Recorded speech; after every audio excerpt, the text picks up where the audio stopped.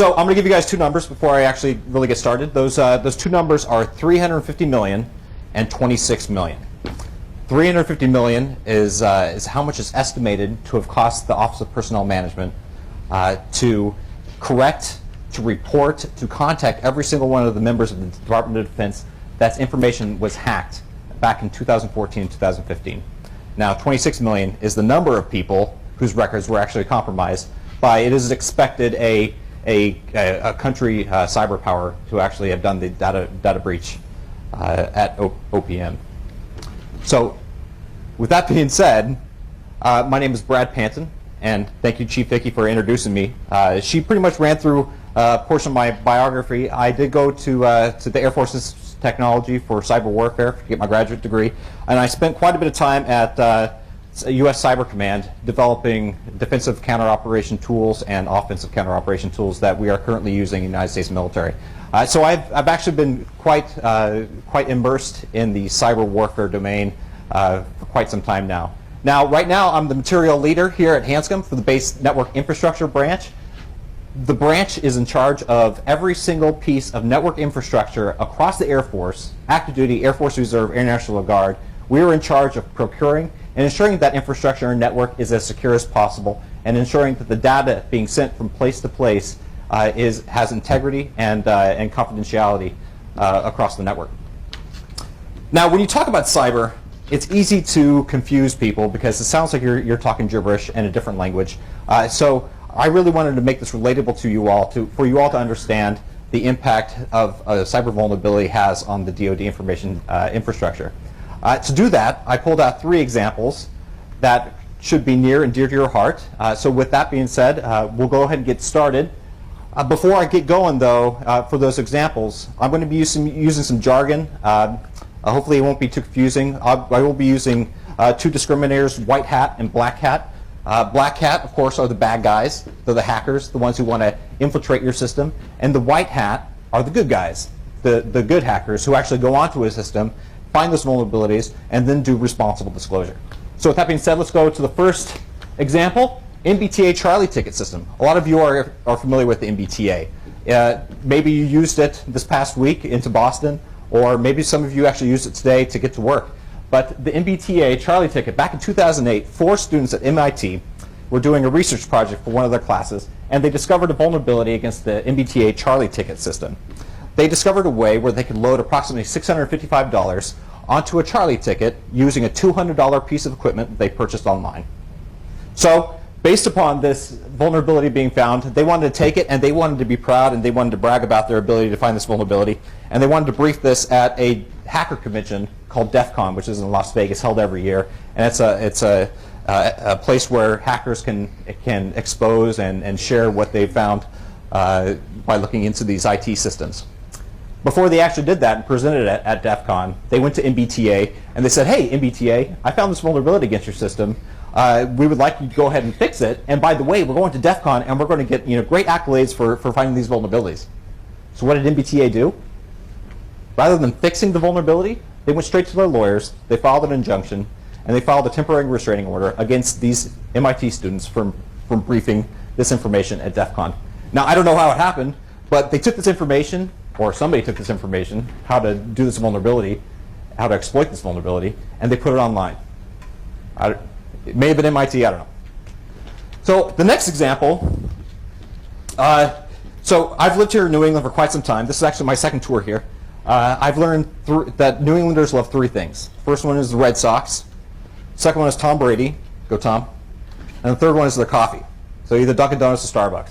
But back in 2015, just last year, a hacker named Igor reported a race condition vulnerability against the Starbucks gift cards, where he took the gift cards and at home he loaded the gift cards with unlimited money on the cards, and he wanted to try it out in the wild. So we went to a Starbucks and he ordered a cup of coffee, he ordered a piece of cake, he ordered one of those CDs that's right beside the cash register, and paid with it one of his hacked gift cards, and nobody was the wiser. So then he went back to his apartment. He went online, went onto the internet, contacted Starbucks corporate, and said, hey, I found this race condition vulnerability. You guys really need to fix it. If you don't, there's a possibility that somebody else will find this vulnerability, and they'll get unlimited coffee, and they can sell this stuff online. They can make millions of dollars.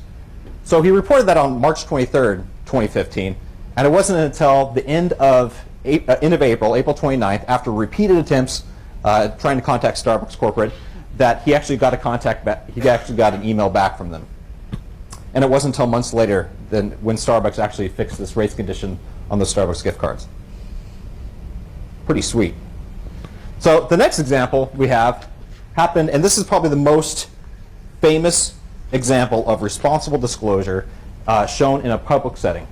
In 2010 at Black Hat, which is another conference for hackers, a hacker by the name of Barnaby Jack, that's not his real name, that's just what he goes by, he demonstrated a way to physically exploit 2 ATMs and also showed a way that he could remotely exploit these ATMs. And what he did was he actually inserted malware, and the malware caused the ATMs to go ahead and empty their cache of cash right on the floor, right in front of everybody.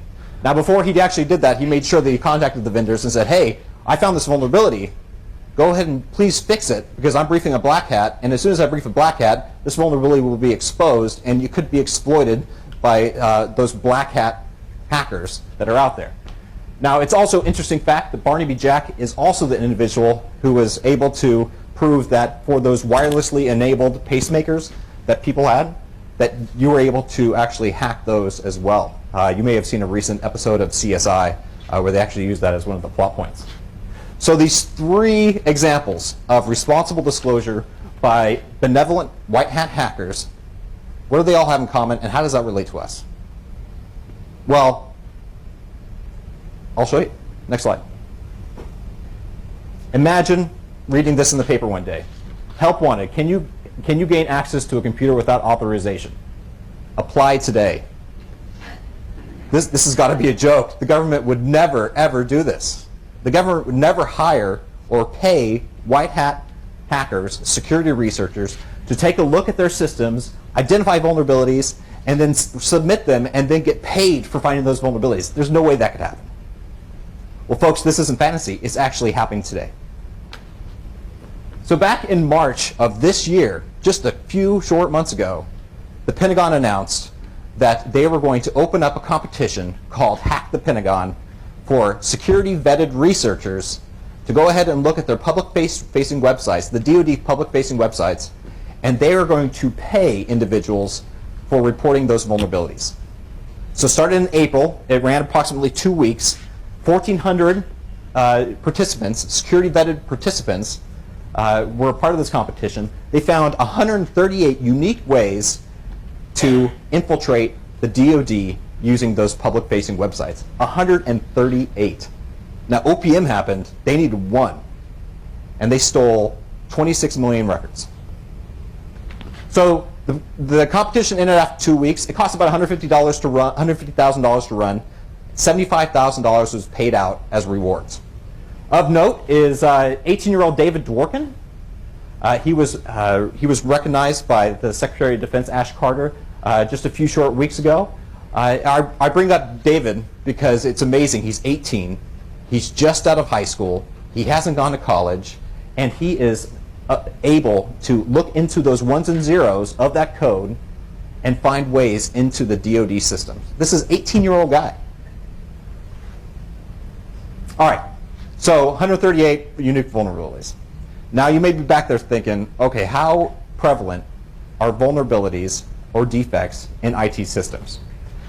Well, back in 2010, the RAND study conducted a study, and they found that for those large IT systems, there was approximately 1 defect per 1,000 lines of code.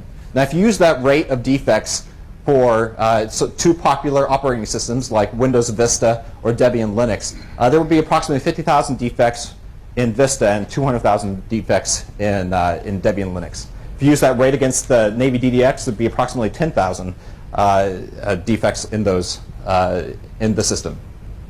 Now, any one of these defects has the propensity to deny, degrade, destroy, disrupt military operations. And the vast majority of these defects will never be found, never be reported, will just lie in wait infinitum. So we've identified the prevalence of vulnerabilities or defects in the system. We've identified the community, so you've got the white hat hackers, and you've got the government.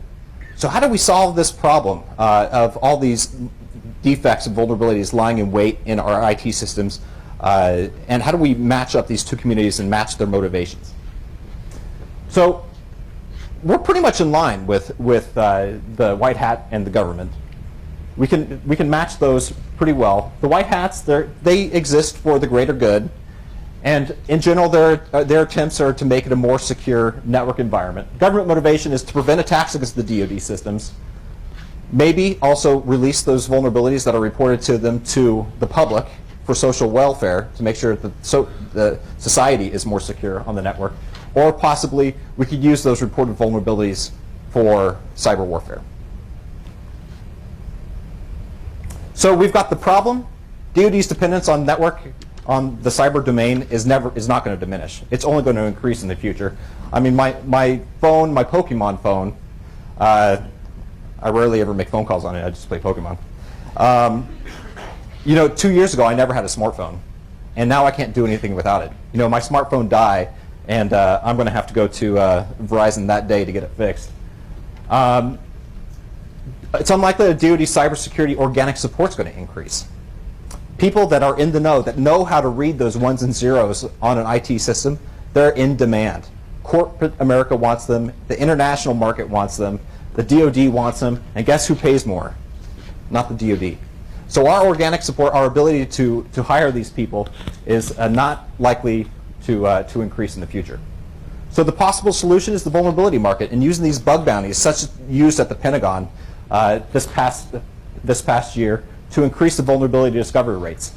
It incorporates a very important third eye, looking at the information technology that we currently use in the DoD, outside the developers, outside the cyber operators, but somebody else that's looking outside the box, taking a look into our IT systems to identify where those vulnerabilities are. And it's also a preventive measure to negate or mitigate the financial, national security, and manpower impacts due to those successful attacks like the OPM. Like I said before at the beginning of the talk, $350 million, and that's just to report and fix. That doesn't even account for the value of the data that was stolen. $150,000, that's chump change. So as an American, as a taxpayer, and as a member of the DoD, I think it's my job, and it's your job, to ensure that our networks are as secure as possible, and that we take advantage of every single resource that we have out there. Not just increase the amount of testing that's done on the information technology system, but also looking outside of the Department of Defense, outside the government, to identify who those people are, those resources that are talented enough in order to identify where those vulnerabilities that are lying in wait are. So thank you for letting me give this talk to you all, and please join me to secure our network, to secure our future, and thank you again.